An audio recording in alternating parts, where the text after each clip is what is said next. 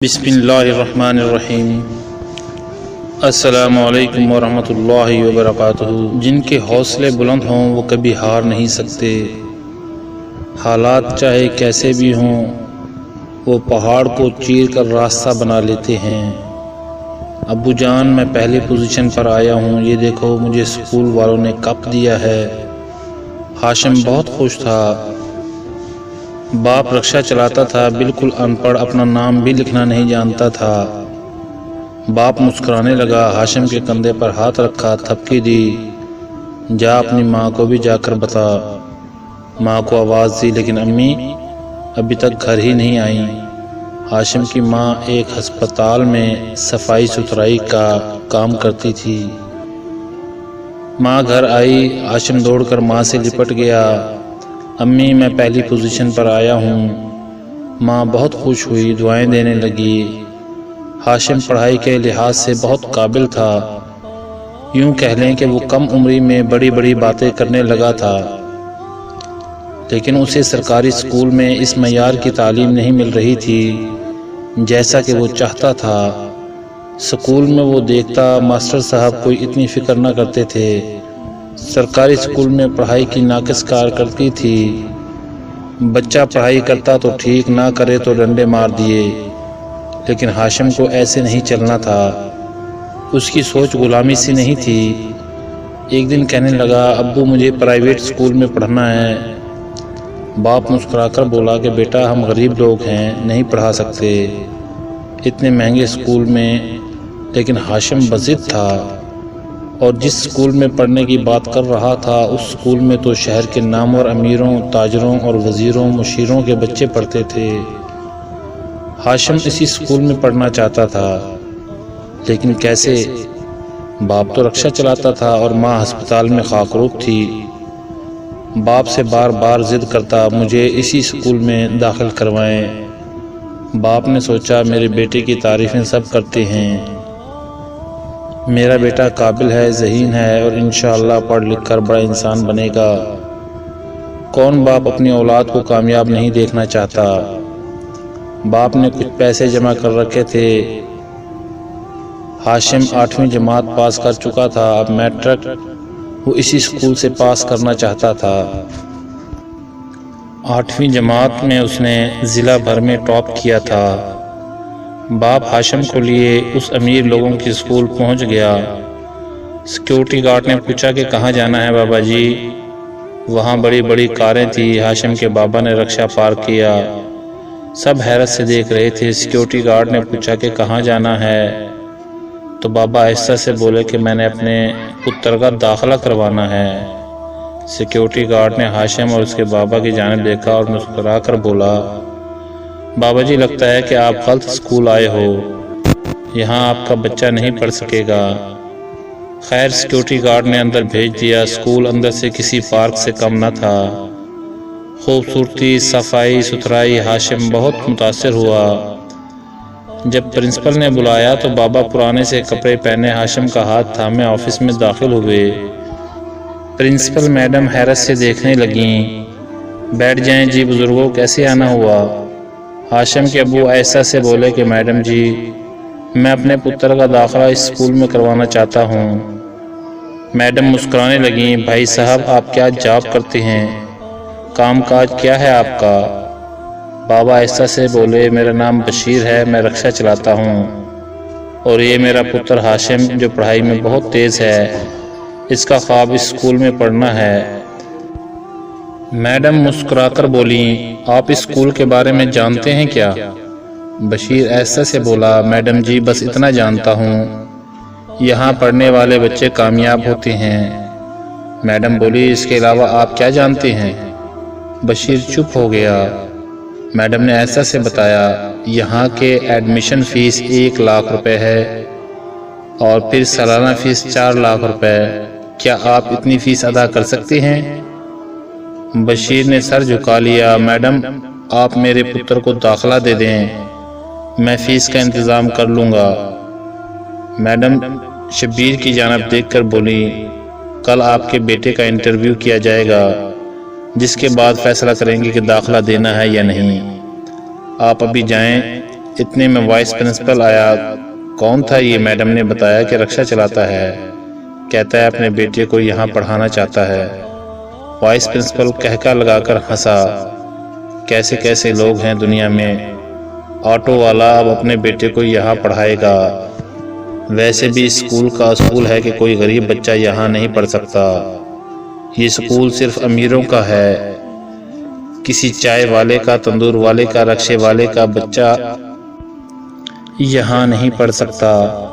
خیر بشیر بہت پریشان تھا، اتنے پیسے کہاں سے لاؤں؟ اپنے ہاشم کو ہر حال میں پڑھانا چاہتا ہوں، کسی مقام پر دیکھنا چاہتا ہوں۔ ہاشم ابو کی پریشانی محسوس کر رہا تھا۔ ہاشم خاموش تھا، ابو نے پریشانی کی وجہ سے کھانا بھی نہیں کھایا تھا۔ دوسرے دن بشیر بیٹے کو ساتھ لیے اسکول پہنچ گیا۔ انٹرویو کرنے والی ٹیم بھی بیٹھی ہوئی تھی۔ انہوں نے مختلف سوالات کیے، ہر مشکل سے مشکل سوال کیا، لیکن ہاشم ہر سوال کا جواب دیتا رہا۔ سب کافی متاثر ہو رہے تھے۔ انٹرویو پاس کر لیا، لیکن وائس پرنسپل بولا، ہم کیسے اس رکشے والے کے بیٹے کو اسکول میں داخلہ دے سکتے ہیں؟ یہ ناممکن ہے، یہاں بڑے لوگوں کے بچے پڑھتے ہیں، وہ اپنی توہین سمجھیں گے۔ ایک رکشے والے کا بچہ یہاں پڑھے؟ سب نے ہاں میں ہاں ملائی۔ بالکل درست کہہ رہے ہیں، لیکن پرنسپل میڈم نے کہا بچہ قابل ہے، اسکول کا نام روشن کرے گا۔ وہ یہ باتیں کر رہے تھے کہ ہاشم مسکرا کر بولا، آپ سب کو آپ کا مقام مبارک ہو، محنت میں نے کرنی ہے اور صلہ اللہ پاک نے عطا کرنا ہے۔ ہاشم اٹھا، سلام کیا اور چل دیا۔ چھوٹا سا بچہ بہت بڑی بات کر گیا تھا۔ ہاشم ابو کے سینے سے لگ کر رونے لگا۔ ابو جان آپ پریشان نہ ہوں، اتنے بڑے اسکول میں پڑھنے کی کوئی ضرورت نہیں ہے جہاں انسان سے زیادہ پیسے کو اہمیت دی جاتی ہے۔ بشیر مسکرایا، بیٹا جیسے تم کو اچھا لگے، میں ٹھہرا ان پڑھ، مجھے کیا پتا۔ ہاشم واپس سرکاری اسکول میں داخل ہو گیا۔ باپ دن رات محنت کرتا، ماں خاکروب بن کر ہسپتال میں جھاڑو پوجا کرتی۔ ہاشم نے میٹرک میں ٹاپ کیا، پھر ایف ایس سی کی اور پھر وکالت میں داخلہ لے لیا۔ ماں باپ کی اکلوتی اولاد تھا۔ بشیر نے اپنا سب کچھ لٹا دیا تھا ہاشم کی خاطر۔ بشیر اب بوڑھا ہو چکا تھا۔ ہاشم محنت کرتا رہا اور جانتا تھا کہ محنت کرنے والوں کو اللہ پاک کبھی تنہا نہیں چھوڑتا۔ ہوا کچھ یوں بھی تھا کہ غریب سمجھ کر سب رشتہ دار بھی چھوڑ گئے تھے، کوئی منہ نہ لگاتا تھا ان کو۔ ہاشم کی ماں 50 سال کی ہو چکی تھی اور آج بھی وہ ہاتھ میں جھاڑو لیے صفائی کرتی تھی ہسپتال میں۔ اور پھر وہ دن آیا، ہاشم وکیل بن گیا اور پھر وکالت کے بعد مزید محنت کی اور سیشن جج کے عہدے پر فائز ہو گیا۔ اصل کامیابی کا دن تو وہ تھا جب سب رشتہ دار منہ موڑ گئے تھے، جب کوئی ان سے بات کرنا گوارا نہ کرتا تھا، جب کسی کا بیٹا دبئی جاب کر رہا تھا اور کسی کا امریکہ۔ اسی لمحے ایک 50 سال کی بڑھیا، ایک 55 سال کا بابا، بزرگ پرانے سے کپڑے پہنے اپنے بیٹے کی جج بننے کی خوشی میں ایک تقریب میں موجود تھے۔ بشیر کی آنکھوں میں آنسو تھے، اپنے رکشے کے پاس کھڑا رو رہا تھا، آج بیٹا جج بن گیا۔ ہاشم نے امی ابو کا ہاتھ پکڑا، اسٹیج پر لے گیا، سب لوگ تالیاں بجانے لگے۔ اور دوسرے دن ہاشم کے ساتھ امی ابو کی فوٹو اخبار میں بھی آ چکی تھی۔ سیشن جج مسٹر ہاشم صاحب اپنے والدین کے ساتھ خوشگوار لمحات میں۔ پھر یوں ہوا، ایک بزرگ چہرے پر زخموں کے نشان تھے۔ ایک وکیل ہاشم سے کہنے لگا، جج صاحب امریکن اسکول کے چیئرمین اور وائس پرنسپل صاحب ہیں، ان کے بیٹوں نے جائیداد تو باپ سے زبردستی اپنے نام کروا لیا ہے، لیکن اب ان کے بچے ان کو ساتھ رکھنے کے لیے تیار نہیں ہیں، یہ چاہتے ہیں ان کو انصاف دیا جائے۔ ہاشم نے جب اس بوڑھے کی جانب دیکھا تو اپنی کرسی سے اٹھ کھڑا ہوا، اس بوڑھے کے قریب آیا۔ بابا جی کیا آپ مجھے پہچانتے ہیں؟ میں کون ہوں؟ وہ بزرگ انکار میں سر ہلا کر بولا کہ نہیں۔ اتنے میں ہاشم کے ابا کا فون آیا، پتر میں تیری عدالت کے باہر بیٹھا ہوں، ڈاکٹر کے پاس جانا ہے، میں انتظار کر رہا ہوں۔ ہاشم نے ابو کو عدالت کے اندر آنے کا کہا، پھر اس بزرگ سے مخاطب ہوا، سر جی آپ امریکن اسکول کا وائس پرنسپل اور مالک یاد کریں، آج سے 13 سال پہلے ایک بچہ آیا تھا جس کا باپ رکشہ چلاتا تھا۔ اس نے انٹرویو کے دوران ہر سوال کا جواب دیا، لیکن آپ نے یہ کہہ کر اسے داخلہ نہ دیا کہ اس اسکول میں امیروں کے بچے پڑھتے ہیں اور کسی رکشے والے کا بچہ یہاں پڑھے یہ ہماری توہین ہے، اور آپ نے اس بچے کو داخلہ نہیں دیا تھا۔ جانتے ہو وہ بچہ کون ہے؟ وہ آپ کے سامنے کھڑا سیشن جج ہاشم، اور وہ جو بوڑھا سامنے سے چلتا آ رہا ہے جسے آپ نے جہل کہا تھا اور بہت سی باتیں سنائی تھی۔ وہ سیشن جج کا ابو ہے بشیر صاحب۔ اب میں آپ سے کیا کہوں، ہم کو جہل کہنے والا ایک جہل کے سامنے رو رہا ہے۔ میرے بچوں نے سب کچھ چھین لیا مجھ سے، اپنے ساتھ نہیں رکھنا چاہتے۔ آپ کے بچے تو اسی اسکول میں پڑھتے تھے، سنا ہے ایک بیٹا آپ کا پولیس میں ہے جو آپ سے ملنے ہی نہیں آتا، دوسرا کسی محکمے میں کلرک ہے۔ وائس پرنسپل رونے لگا۔ ہاشم نے بزرگ کے آنسو صاف کیے اور پیار سے بولا، میرا مقصد آپ کو تانا دینا یا نیچا دکھانا نہیں تھا، بس میں اتنا کہنا چاہتا ہوں کہ مجھے لگتا تھا کہ بڑے اور مہنگے اسکول میں پڑھ کر کامیابی مل سکتی ہے، جبکہ میں غلط تھا۔ محنت کرنے والوں کے لیے سب کچھ ممکن ہوتا ہے۔